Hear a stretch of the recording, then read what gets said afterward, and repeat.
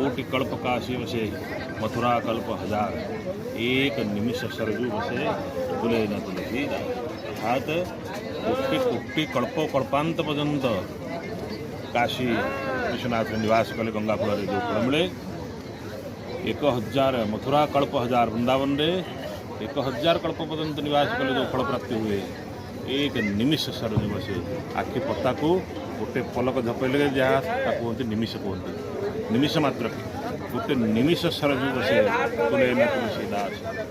एते महिमा है सरजू, से ही पवित्र नदी सरजू जो मर्यादा पुरुषोत्तम परब्रह्म परमात्मा भगवान श्री रामचंद्र यही नदी में निजर बाल्य लीला करते, यही नदी में स्नान करते। दरस परस मज्जन अरुपान, खाली दर्शन कले मध्य मुक्ति, दर्शन कले मध्य फल प्राप्ति, ये अनेक महिमा है सरजू।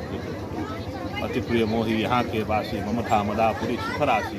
अति प्रिय मोही यहाँ के वासी भगवान स्वयं कहते मत अयोध्या धाम जो निवासी अयोध्यावासी मैंने अत्यंत प्रिय अटंते। मम धाम मदापुरी सुखराशि, संपूर्ण सुखराशि भंडार हूँ मोर ही धाम दिव्य धाम अयोध्या।